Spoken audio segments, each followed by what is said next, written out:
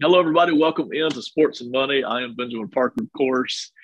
Thank you so much for joining us today. I appreciate you being in here. We are joined by Simon Shortt. Simon Shortt does the Simon Shortt podcast. Some of you have also seen him doing some other mock drafts with me and some other folks. And then you can also catch him on Sports and Money nowadays. Exciting breaking news here. You can catch him on Sports and Money, the Pro Football GM version, doing episodes for us over there. Simon, thanks for being with us tonight. How are you doing? Pumped, Ben. Super excited. It's still football season, right? So I'm good to go. I'm happy to be here. Thanks for having me. So excited. Tonight, and for those of you who don't know, we're going to talk about Juju Smith-Schuster. And Simon Shortt doesn't exclusively cover the Steelers, but Simon knows the Steelers like he knows nothing else. Simon Shortt covers the Steelers for Phantom Sports, writes articles, among other NFL things, and then probably talks about nothing more on his podcast than he does the Steelers. So Simon knows the Steelers inside and out, and I thought he would be an excellent person to bring on and talk about Juju Smith-Schuster in particular, and give us a better handle on that. So Simon, appreciate you joining us and talking about Smith-Schuster. I want to talk about the early years there in Pittsburgh. Year one, he looked good. Year two, I think he had just this magical breakout year. Talk about the Smith-Schuster we saw in early in his career versus the Smith-Schuster we may have seen in years three and four. Yeah, I mean, Juju was not a revelation, but he was such a throwback right away. I mean, he instantly from day one in a lot of Steeler fans' eyes reminded us of Hines Ward, where he was never going to be the top 10 wide receiver in terms of talent. But he was going to be a guy that was consistent day in, day out. You knew what to expect. He was the guy that was going to blow you up over the middle of the field blocking, and he was going to smile doing it and have fun. And in my childhood memories of Hines Ward were either him getting drilled or getting drilled by somebody or drilling somebody, and just that big smile. And that was Juju. And that was so fun. And you pair that with, I mean, he had two 97-yard receptions, four touchdowns, one in each of those first 2 years. And those were the biggest plays those 2 years in the NFL. So you were like, man, this guy has all that toughness and physicality and work pail kind of hard hat kind of stuff, but he also has that explosiveness. And obviously we did not see those in these last 3 years with the team, which is what we're mainly here to talk about today. And before we get jump off of that, it's an unusual combination. Most receivers either fit into the physical, tough group, which we're seeing it in this year's draft, or they fall into that explosive group. And Smith Schuster has pretty strong elements of both, at least in the first couple of years, right? Absolutely, absolutely. And part of those plays were brought on by his physicality. I'm fairly certain, 98% sure that one of those two was one of the patented Steelers, catch short, run long, kind of plays, and it's because of that physicality. He's not afraid to go over the middle, which is really big for making big plays. He's not afraid to break tackles and play through some contact, which earns you a couple extra yards if you're, say, fighting for a first down. But if you're fighting for those extra yards and seeking out contact, sometimes that can give you a better chance of breaking off a big play versus I'm going to try and, maybe shy away from some of this contact. So he'll do whatever he has to. And in those first 2 years, he got rewarded heavily for it, for sure. Briefly, the injuries, I'm not very well versed in those injuries. Tell us just briefly a feel for what injuries he had in those last couple of seasons, that he may even still to this day be dealing with. Yeah. Well, the main thing is definitely from this past year. He had a dislocated shoulder, but to a pretty serious level. Now, I forget which one it was, but when you dislocate your shoulder, there's two ways that it can happen. You can either dislocate it and it's just hanging out and it has to be put back in, or it dislocates and then like puts itself back in right away. And I believe I'm not a doctor and I don't even play one on TV, but I believe that's what happened to Juju. And if it does that and it goes back in wrong, it can really mess some stuff up in there. So initially, it was the fifth week of the season. It was the fifth game, and he dislocates the shoulder. He goes down. You're like, crap, that really sucks. And you can even tell in the moment, you can tell it's dislocated or it's a shoulder injury by the way he's getting up and holding it. And you're thinking, okay, at worst, I mean, maybe we get into broken collarbone situation, and that's really bad. Dislocated shoulder, we're looking at a few weeks, depending on the pain, and we know he can fight through the pain. And then he missed the rest of the season. He came back for the one playoff game and played admirably and was their most targeted receiver that game, I'm pretty sure, which speaks to his toughness. But definitely a nasty injury that makes you a little nervous when you're talking about bringing him on. But the fact that he got in that season and still played in that game and played pretty well despite of it should be a good sign. I would agree. And it's unusual. So many of us are used to, we hear dislocated shoulder, and you do, the camera pans to the sideline where some Hmm. strength and conditioning coach or some medical person is popping that thing back in. But Right, this one was a right. lot more complicated. This Yeah, one was a lot more involved. Now, I want to talk about the past couple of seasons. He did not look as great or as magical or as wonderful as he did, say, in those first couple of years, especially, I guess, year two. So statistically, at least, it wasn't this great volume of production, even though the production was still there. For those of us who may think Smith Schuster didn't look as good the past couple of seasons as he did the first couple, how much of that do you attribute to injuries versus what we know about Roethlisberger, who was nowhere near the same quarterback that we saw 5, 10 years ago, the guy who could boom it downfield? This was not the same guy any longer. Defenses knew that. How much of Roethlisberger's struggles just by himself limited Smith Schuster versus what percentage of that would be the injuries that Smith Schuster was dealing with? definitely. It's definitely a mix of factors, but I would put the injury as the least of those factors. Um, in those first five games in this past season, he was well on his way to replicating the previous two seasons in terms of lower average depth of target, being closer to the line of scrimmage, not really making a lot of big plays downfield. And Right. that starts first and foremost with Ben Roethlisberger. I mean, if you look at Juju's 5 years with the Steelers, those first 2 years were great. Year three in 2019 is when Ben Roethlisberger gets hurt with the elbow injury. His stats obviously go down, where his quarterbacks are Mason Rudolph and Devlin Duck Hodges, who just retired. Happy retirement to Duck Hodges. Um, and then when Ben comes back, he's very clearly a different player. He's not as bad as everybody necessarily thought, just from a can I win this game standpoint. But in terms of the way they played and what he asked of Juju and what the team asked of Juju, very, very different. Ben operates best when he has that guy that he has great chemistry with, that knows exactly what he needs from him at all times.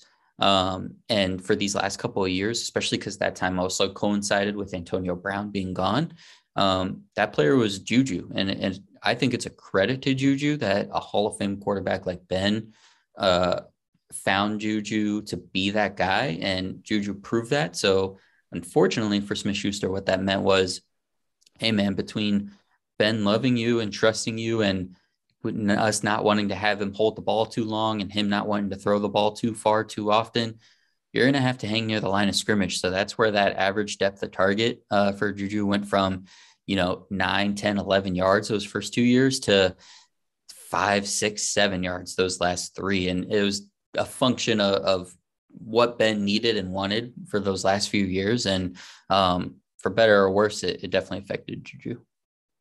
And that's a function certainly of like you said, mixed factors, but it certainly seems to me, I would agree from what little I saw, that it seemed like Roethlisberger's struggles were contributing a lot to maybe a statistical downturn for Smith Schuster. Now, coming off the injury last year, which seems to be a pretty severe injury and somewhat complicated, no matter which team he had landed on, Chiefs or otherwise, what would have been your expectations for Smith Schuster, regardless of team, regardless of quarterback? Just how healthy would you expect him to be, and how close to that version of his best version ever would you kind of sort of expect to see him at say entering now year 6 of his career? Based on the injury, I think regardless, in a vacuum, just the player he is, I think you could still see those first 2 years come back for sure. When he came back for that playoff game last year against Kansas City, he had 8 targets, 5 catches, only 26 yards. And he played 76% of the snaps in that game. So just in terms of where the Steelers and where Juju felt comfortable from a working back from injury standpoint after being gone since week 6, clearly they felt he was ready to go. So I'm not concerned when it comes to the injury. I don't think that'll change the kind of player he can be. I think what could affect the kind of player he can be is just how the Chiefs, but how any team would have viewed him as a player based on what his role was the last couple of years. Is he going to a team that remembers those first 2 years and thinks they can replicate that and bring that guy back? Or is it a team that said, ooh, a really consistent, tough guy over the middle, we're going to have him do that again? Looking forward now, we know he's on the Chiefs, and we'll talk about the money in a second. I think we'll talk about that last. Pairing him with that roster as it sits, and we're pre-draft. I feel certain the Chiefs are probably going to pick up a wide receiver at some point in the draft, regardless. Mm-hmm. But just looking at what they've got right now, we know you've got Andy Reid as coach. You've got Patrick Mahomes as quarterback. Patrick Mahomes tends to be more of the Brett Favre, John Elway style playmaker, huge cannon of an arm, very, very aggressive kind of a quarterback in most years. You have Valdez-Scantling there from Green Bay at wide receiver. You have I didn't even mention Josh Gordon coming back. Josh Gordon didn't play a lot last year, didn't catch a lot of passes last year, but he's there on the roster. You have I know I'm forgetting somebody. Travis Kelce, of course, there at wide receiver. McCole Hardman, Kelsey's tight end. McCole Hardman's at wide receiver. So you have several options, but there's not a lot of guys who are just going to, stretch the defense out and force the defense to do unusual things, so to speak, the way Tyreek Hill did. If you're the Chiefs, fit and style-wise, how do you feel about Juju Smith-Schuster fitting in here, pre-draft based on what we're looking at right now? Well, first off, you ruined my random Josh Gordon joke that I was going to make. We didn't mention him in our lengthy pre-production meeting, and I thought I was going to sneak that one in. As it stands right now, no, it's fine. Whatever. As it stands right now, if the Chiefs were to walk out with this wide receiver room day one of the season, and we were to try to determine what was going to happen, you could put Juju Smith-Schuster as your backside X receiver and not hate life, right? I think Patrick Mahomes would be just fine with that. And we've talked all the time about having those best quarterbacks elevates your players. Patrick Mahomes can make Juju Smith-Schuster a number one X receiver. Now, like you mentioned, we still have the draft coming up. We expect something to happen for Kansas City. Juju's primary role and where I think he'd be best used is that big slot receiver, which will be interesting, and you'll speak more to this, but obviously that's kind of what Kelce operates as. But that's where Juju lives. He's 6'1", 225, tough, strong, works great over the middle, has good hands. Definitely a big slot that you can use in a lot of different ways. You can use him coming from the slot on jet sweeps, wide receiver screens. He'd be great around the line of scrimmage because of his blocking and run after catch ability. But I see him as a slot receiver around the line of scrimmage, but one that if you ask him to, can certainly stretch up the field down the seam or something. Scheme-wise, I love it. Last off season, not to toot my own silly little horn here, I mentioned that a tight end, not a slot, but a tight end who could operate around the line of scrimmage, kind of be the underbrush to Travis Kelce's tall pine tree, basically. Kelce loves to work just past the linebackers in the middle of the field. He loves to just scoot past the linebackers, and about 10 yards to 30 yards, Travis Kelce, middle of the field, 2.5 marks, loves to operate.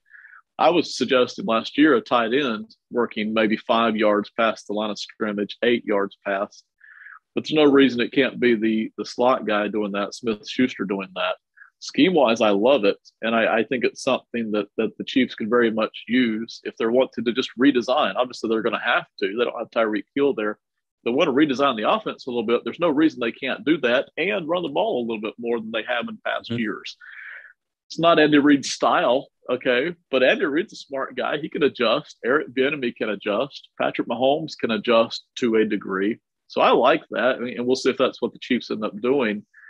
But money wise, if you're the Steelers for a second here, I don't have all the numbers in front of me. It's a 1-year deal for $3.25 million, which is basically nothing. And I think there's some incentives mixed in. I don't know what those incentives are, and I apologize, I don't have that in front of me. But let's just go with 1 year, $3.25 million for right now. That's almost nothing for a receiver who gives you any kind of production at all that Smith-Schuster is certainly capable of, as we're discussing. If you're a Steelers fan, how do you feel about letting him go for a price that low? With your Steeler fan hat on, which I'll do, you're heartbroken. I mean, you think, come on, we could have crowdsourced $3.5 million if the Rooneys didn't want to pay it, right? We would have brought this guy back. And that's only, 50% of the fan base loves him, 50% of it hates him. 50% of us could have found $3.5 million for sure. Taking the fan. So that's where I'm at on that. If it was just straight up, the Steelers didn't even offer him a 1 year, $3.5 million deal.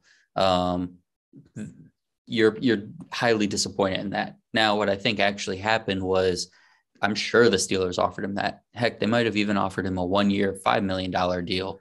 But I think two things probably prohibited that. One, the Steelers, unless you're a quarterback, don't like to do the extra incentives or the likely to be earned or unlikely to be earned, stuff like that.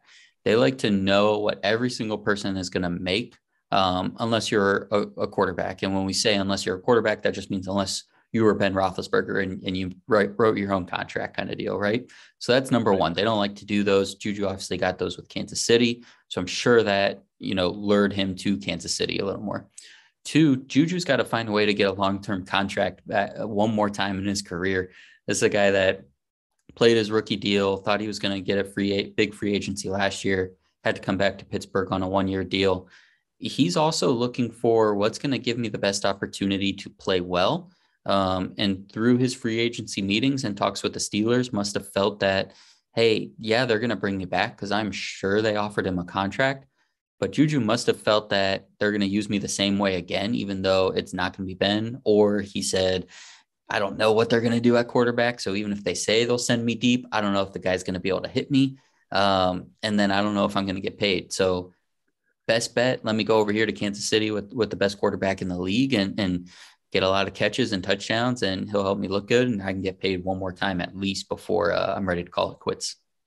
You've made three excellent points here. This is why we have you on, and I'm not going to let this video go to 40 minutes, but I'm tempted to, just based on what you just said. We just did a deep dive there. Your best point was the crowdsourcing comment. That's hilarious, because it's chump change. If Smith-Schuster gets back to normal and is somewhere around 70 catches and puts out a ton of yardage to go with it, and is able to add that physical and deep element like we saw earlier in his career, this is nothing, even with incentives. Hey, add in all the incentives you want. This is a nothing deal. So if I'm a Kansas City analyst like I am, I loved it. I absolutely love this. There's almost no risk involved here at all in any way, shape, or form. If for some reason, let's say he never plays it down, it's $3.25 million. That is almost zero risk here. I absolutely loved it. But what I really thought, in all seriousness, your valid point was the incentives that the Steelers probably didn't offer.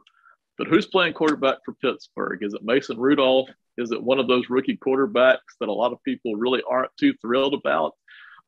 That's an excellent point for Smith-Schuster. You're right. He's going to be hoping to pick up that second big contract, and Kansas City could conceivably be the springboard from which he does that. So excellent stuff there. One final question I think I'll add in here. Kansas City probably isn't the only team in the league with a good quarterback. We know that. And they're probably not the only team who would have offered maybe some incentives. I guess my question is, why didn't more teams seem to jump in on that? And I don't know how many teams did, if it was 3 or 5 or 1. I don't know. But why wouldn't other teams be more willing to take on basically a zero risk contract for a high reward kind of a player? That's a really good question. So last year during free agency, the other two teams other than Pittsburgh that were pretty heavy in the Juju market were the Kansas City Chiefs and the Baltimore Ravens. So I think, and I forget when exactly Juju signed his deal with Kansas City, but I know it was at least a little bit into free agency. It wasn't right away or anything. But I would have to think there was already some familiarity between the two camps. So whether it was Kansas City called right away and said, "Hey, can we make it work this time?" And they just spent those couple of weeks kind of working out the incentives, or vice versa. Maybe Juju called or Juju staff called and Kansas City right away, and they were determined to make it work. But I think it probably just goes back to that prior familiarity with talking to the Chiefs over free agency last year. Because otherwise, yeah, you would think this player would garner a lot of interest if they knew they could get him for that money. But I think he knew amongst all the teams of all the quarterbacks, this team had interest in me last year. They have interest in me again, and I'm determined to make it work here. So I think it was more about the desire to go to the Chiefs and the reciprocity that the Chiefs had for him. And there we're starting to get into a lot of behind the scenes stuff that we don't often get to see, to be quite honest. And you're right, Definitely. previous talks, previous relationships they often come into play in this business, in any business. And certainly I think that's something that could have ended up with him being in Kansas City, at least for one season. We could talk a lot more about this and about a lot of other subjects. We're not going to do that. Tell people where they can find you and where they can get more of Simon's content. Awesome. Thank you so much, Ben. It was a pleasure to be on here and do this with you. You guys can find me on Twitter at Simon_Shortt. That's Shortt with 2 T's. You can find me over on Ben's other YouTube channel at Sports and Money Pro Football GM. I'm going to hit you guys with some quick hitting Steelers content the rest of the off season and occasionally doing some other stuff. You can also go find my podcast on Apple and Spotify, the Simon Shortt Podcast, where I do a lot of different stuff on there, but definitely, especially right now, hitting the NFL hard. So be sure to take a look. Simon, thank you so much. I've enjoyed it. We'll do this again sometime. Perfect, Ben. Thanks, man. All right, everybody, thank you so much for listening tonight. We are done, and I'm going to hit the stop button. We'll see you next time on Sports and Money. Have a great one. Bye.